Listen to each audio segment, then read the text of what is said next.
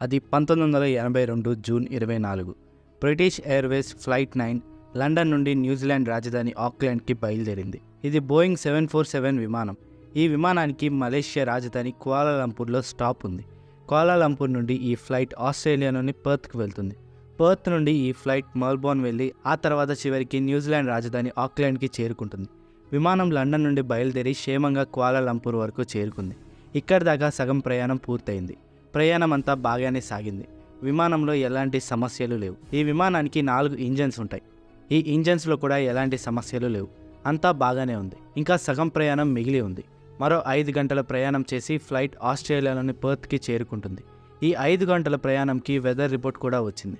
మరో 5 గంటల వరకు ఎలాంటి గాలులు ఇబ్బందులు రిపోర్ట్ కాలేదు. దీంతో ఫ్లైట్ టేకాఫ్కి అన్నీ క్లియర్ అయ్యాయి. ఆ రోజు సాయంత్రం ఫ్లైట్ కువాలాలంపూర్ నుండి టేకాఫ్ అయింది. మరో 5 గంటల్లో పర్త్ సిటీకి చేరుకుంటుంది ఈ ఫ్లైట్. టేకాఫ్ అయిన కొంతసేపటి తర్వాత ఫ్లైట్ ఇండియన్ ఓషన్ మీదకు చేరుకుంది. కొద్దిసేపటి తర్వాత ఫ్లైట్ 37,000 అడుగుల ఎత్తుకు చేరుకుంది. అంత ఎత్తులో ఫ్లైట్ ప్రయాణిస్తుండగా ఒక అనుకోని సంఘటన జరిగింది. పైలట్ కాక్పిట్లోని విండ్షీల్డ్పై మొత్తం కొన్ని వింత లైట్స్ రావడం మొదలైంది. కాక్పిట్లోని విండ్షీల్డ్ మొత్తం ఈ లైట్స్తో నిండిపోయింది. కాక్పిట్లోని పైలట్స్కి ఏమీ అర్థం కాలేదు. కొద్దిసేపటి తర్వాత విమానంలోని 4 ఇంజన్స్ ఫెయిల్ అయిపోయాయి. ఫ్లైట్ మొత్తం చీకటిగా మారిపోయింది. ఫ్లైట్లో ఆక్సిజన్ అంతా అయిపోయింది. ఫ్లైట్ ఇండియన్ ఓషన్ మధ్యలో ఉంది. సముద్రంలో క్రాష్ అవ్వడానికి ఫ్లైట్ స్పీడ్గా కిందకి దిగిపోతుంది. ఏం చేయాలో అర్థం కాని పరిస్థితిలో పైలట్స్ ఉన్నారు. ఆ తర్వాత ఏం జరిగింది? ఫ్లైట్లోని ప్రయాణికులందరూ ఏమయ్యారు? కాక్పిట్లోని ఆ లైట్స్ ఏంటి? అసలు ఫ్లైట్లోని 4 ఇంజన్స్ ఎందుకు ఫెయిల్ అయ్యాయి? ఇలాంటి ప్రశ్నలకు సమాధానం తెలుసుకోవాలంటే వాచ్ ద స్టోరీ. వీడియో చాలా ఆసక్తికరంగా ఉంటుంది. సో మిస్ అవ్వకుండా ఎండ్ వరకు చూడండి. అలాగే ఇలాంటి ఎన్నో ఆసక్తికర వీడియోలను తీసుకురావడానికి మీ సపోర్ట్గా ఈ వీడియోని లైక్ చేయండి. అలాగే మేము పెట్టే ప్రతి వీడియోని మిస్ అవ్వకుండా పొందేందుకు మా ఛానల్ని సబ్స్క్రైబ్ చేసుకోండి. ఇక స్టోరీలోకి వెళ్ళిపోదాం. June 24, 1982 British Airways flight 9 Indonesia మీదుగా ప్రయాణిస్తుంది. కొన్ని గంటలలో ఈ విమానం ఆస్ట్రేలియా దేశంలోని పర్త్ నగరంలో ల్యాండ్ అవుతుంది. అది బోయింగ్ 747 విమానం. ఈ విమానంలో 248 మంది ప్రయాణికులు ఉన్నారు. వీరితో పాటు 15 మంది విమాన సిబ్బంది ఉన్నారు. మొత్తం ఈ విమానంలో 263 మంది ఉన్నారు. కువాలాలంపూర్లో ఈ ప్రయాణానికి సెలెక్ట్ చేసిన పైలట్స్ ఫ్లైట్ ఎక్కారు. ఫ్లైట్ కెప్టెన్గా 41 ఏళ్ల ఎరిక్ హెన్రీ మూడీని సెలెక్ట్ చేశారు. ఈయన ఎంతో అనుభవజ్ఞుడైన పైలట్. అలాగే ఫస్ట్ ఆఫీసర్గా 32 ఏళ్ల రోజర్ గ్రీవ్స్ని సెలెక్ట్ చేశారు. అలాగే ఈ ఫ్లైట్లో ఇంజనీర్ ఆఫీసర్గా 40 ఏళ్ల టౌన్లీ ఫ్రీమ్యాన్ని సెలెక్ట్ చేశారు. ఈ ఫ్లైట్లో ఇంజనీర్ ఆఫీసర్ కూడా ఉంటాడు. ప్రయాణికులలో కొంతమంది వారి పిల్లలతో కలిసి ఆస్ట్రేలియా వెళ్తున్నారు. కొంతమంది వ్యాపారవేత్తలు కూడా ఈ ఫ్లైట్లో ఉన్నారు. ఈ ఫ్లైట్ చాలా స్టాప్స్లో ఆగడం వల్ల చాలామంది ప్యాసింజర్స్ బాగా అలసిపోయారు. ఇంకా ఫ్లైట్కి మరో 2 స్టాప్స్ ఉన్నాయి. అలా ఈ విమానం ఆస్ట్రేలియా వైపు వెళ్తూ ఉంది. కొద్దిసేపటి తర్వాత ఈ ఫ్లైట్ ఇండోనేషియా చేరుకుంది. వెంటనే పైలట్ ఇండోనేషియా ఎయిర్ ట్రాఫిక్ కంట్రోల్కి సమాచారం అందించారు. ఫ్లైట్ ఇండోనేషియాని దాటి ఇండియన్ ఓషన్లోకి ఎంటర్ అయింది. ఆ సమయానికి ఆ ఫ్లైట్ 36,000 అడుగుల ఎత్తుకు చేరుకుంది. విమానం కువాలాలంపూర్ నుండి బయలుదేరి గంటన్నర సమయం అవుతుంది. ఆ సమయంలో కెప్టెన్ వెదర్ రేడార్ని చెక్ చేశాడు. ఆ రేడార్లో ఎలాంటి సమస్య లేదు. మరో 500 కిలోమీటర్ల దూరం వరకు ఎలాంటి వెదర్ ప్రాబ్లమ్స్ లేవని రేడార్లో ఉంది. అలా ఫ్లైట్ ప్రయాణిస్తూ ఉంది. క్యాబిన్లో చాలామంది ప్రయాణికులు నిద్రపోతూ ఉన్నారు. ఆ సమయంలో క్యాబిన్లో మెల్లమెల్లగా పొగ రావడం మొదలైంది. ఆ రోజుల్లో ఫ్లైట్లో స్మోక్ చేయడం లీగలే. క్యాబిన్లోని విమాన సిబ్బంది ఈ స్మోక్ని చూసి ఎవరో ప్యాసింజర్ స్మోకింగ్ చేస్తున్నారు అనుకున్నారు. బట్ కొంతసేపటి తర్వాత ఈ స్మోక్ మరింత ఎక్కువైంది. దీంతో సిబ్బందికి అనుమానం వచ్చింది. ఆ పొగ సిగరెట్ పొగలాగా లేదు. దీంతో ఎక్కడైనా చిన్న ఫైర్ మొదలైందా అనే అనుమానం వచ్చింది. దీంతో ఫైర్ ఎక్కడైనా ఉందేమో అని ఫ్లైట్ మొత్తం వెతకడం మొదలుపెట్టారు.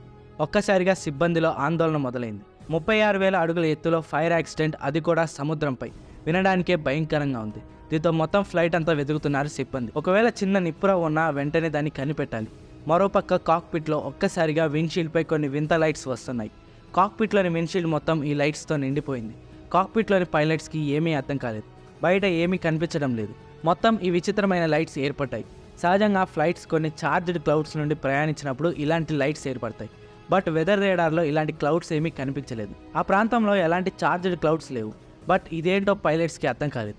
మరోపక్క క్యాబిన్లో స్మోక్ పెరుగుతూ ఉంది. మెల్లిమెల్లిగా ప్యాసింజర్స్ పొగ కారణంగా నిద్ర నుండి మేల్కొంటున్నారు. అదే సమయానికి ఫ్లైట్ చిన్నగా కుదుపులకు గురైంది. దీంతో ప్యాసింజర్స్కి ఏం జరిగిందో అర్థం కాలేదు. కొంతమంది ప్యాసింజర్స్ నిద్రలో నుండి లేచి విండోలో నుండి బయటకు చూశారు. బయటకు చూసి ఆ ప్యాసింజర్స్ ఒక్కసారిగా ఉలిక్కిపడ్డారు. ఆ విండో నుండి లెఫ్ట్ వింగ్ క్లియర్గా కనపడుతుంది. లెఫ్ట్ వింగ్ ఇంజన్స్ నుండి పెద్దగా లైట్స్ వస్తున్నాయి. అప్పటిదాకా అలాంటి లైట్స్ ఎక్కడా రాలేదు. బట్ ప్యాసింజర్స్కి ఏమీ అర్థం కాలేదు. వెంటనే సిబ్బందికి ఆ విషయం తెలియజేశారు. సిబ్బంది ఖచ్చితంగా ఏదో అగ్ని ప్రమాదం జరుగుతుందని అనుకున్నారు. బట్ ఫ్లైట్ లోపల అలాంటివి ఏమీ లేవు. క్యాబిన్ లోపల స్మోక్ మరింత పెరిగిపోతుంది. ఆ స్మోక్ ఎలక్ట్రిక్ స్మెల్ లాగా ఉంది. దీంతో ఫ్లైట్లో ఎక్కడైనా ఎలక్ట్రికల్ సిస్టంలో షార్ట్ సర్క్యూట్ జరిగిందా అని ఫ్లైట్ కెప్టెన్ సిస్టమ్స్ అన్నీ చెక్ చేయడం మొదలుపెట్టారు. బట్ అన్ని సిస్టమ్స్ నార్మల్గానే ఉన్నాయి. ఎక్కడ ఎలాంటి ప్రాబ్లం లేదు. ఎక్కడ ప్రాబ్లం ఉందో కెప్టెన్కి అర్థం కావట్లేదు. అప్పుడే కెప్టెన్ ఒక షాకింగ్ విషయాన్ని చూశాడు. కెప్టెన్ విండోలో నుండి 4th ఇంజన్ని చూశాడు. 4th ఇంజన్ నుండి పెద్ద మంట వస్తుంది. వెంటనే ఫస్ట్ ఆఫీసర్ కూడా రైట్ సైడ్ ఇంజన్స్ని చూశాడు. రైట్ సైడ్ ఫస్ట్ ఇంజన్ నుండి కూడా పెద్దగా మంటలు వస్తున్నాయి. దీంతో కెప్టెన్ అలాగే ఫస్ట్ ఆఫీసర్ ఒక్కసారిగా షాక్ అయ్యారు. రెండు వైపులా ఇంజన్స్ నుండి మంటలు వస్తున్నాయి. అంటే ఖచ్చితంగా ఫ్లైట్లోనే ఏదో ప్రాబ్లం ఉందని అనుకున్నారు. ఒకవేళ ఫైర్ యాక్సిడెంట్ అయితే రెండు వైపులా ఇంజన్స్ నుండి మంటలు రావు. పైలట్స్ కానీ సిబ్బంది కానీ ఇలాంటిది వారి జీవితంలో ఎప్పుడూ చూడలేదు. అందరూ ఏమీ అర్థం కాని పరిస్థితిలో ఉన్నారు. కాక్పిట్లో పైలట్స్ ముందు అంతా లైట్స్ వస్తున్నాయి, అలాగే ఇంజన్ నుండి మంటలు వస్తున్నాయి. బట్ ఇది ప్రారంభం మాత్రమే. మరోపక్క క్యాబిన్లో స్మోక్ బాగా పెరిగిపోతుంది. అలాగే ఇంజన్స్ నుండి మంటలు రావడం చూసి ప్యాసింజర్స్ తీవ్ర ఆందోళనకు గురయ్యారు. క్యాబిన్ అంతా గందరగోళంగా మారింది. ఈ స్మోక్ వల్ల క్యాబిన్ అంతా వేడెక్కిపోయింది. ఆ స్మోక్ వల్ల ప్యాసింజర్స్కి కళ్ళ మంటలు కూడా వస్తున్నాయి. అలా క్యాబిన్లో పరిస్థితి నిమిషానికి దారుణంగా మారుతుంది. కాక్పిట్లోని ఇంజనీర్ ఆఫీసర్ అన్ని సిస్టమ్స్ మొత్తం చెక్ చేస్తున్నాడు. కానీ ఎక్కడా ఎలాంటి సమస్య రిపోర్ట్ కాలేదు. తెలియని సమస్యతో పైలట్స్ పోరాడుతున్నారు. అదే సమయానికి ఇంజన్ నుండి మంటలు భారీగా పెరిగిపోయాయి. మంటల యొక్క వెలుగుతో క్యాబిన్ మొత్తం నిండిపోయింది. క్యాబిన్ మొత్తం ఆరెంజ్ కలర్లోకి మారిపోయింది. ఇంజన్స్ నుండి 40 అడుగుల పొడవు ఉన్న మంటలు వస్తున్నాయి. ఆ ఫైర్ లోపలికి వస్తుందేమో అని ప్యాసింజర్స్ అందరూ భయపడుతున్నారు. ఇలా ఎందుకు జరుగుతుందనేది అందరికీ అర్థం కాని ప్రశ్న. అలా ఆ ఫైర్ వస్తూ ఉండగానే ఒక్కసారిగా పెద్ద శబ్దం వచ్చి 4th ఇంజన్ ఆగిపోయింది. ఈ విషయం గమనించిన ఇంజనీర్ ఆఫీసర్ వెంటనే కెప్టెన్కి తెలియజేశాడు. ఫస్ట్ ఆఫీసర్ ఇంజన్ని మళ్ళీ స్టార్ట్ చేయడానికి ట్రై చేయడం మొదలుపెట్టాడు. ఫ్లైట్ ఇన్స్ట్రుమెంట్స్లో ఎలాంటి ఫైర్ యాక్సిడెంట్ చూపించలేదు, కానీ మంటలు మాత్రం భారీగా కనపడుతున్నాయి. దీంతో వారు ప్రమాదంలో ఉన్నారని ప్యాసింజర్స్కి కూడా అర్థమైంది. ఆ సమయానికి ఈ విమానం సుమారు 10 కిలోమీటర్ల ఎత్తులో ఉంది. అప్పుడే మరొక భయంకరమైన సమస్య వచ్చింది. ఫ్లైట్ సెకండ్ ఇంజన్ కూడా ఆగిపోయింది. అది చూస్తూ ఉండే లోపే మిగిలిన 2 ఇంజన్స్ కూడా ఆగిపోయాయి.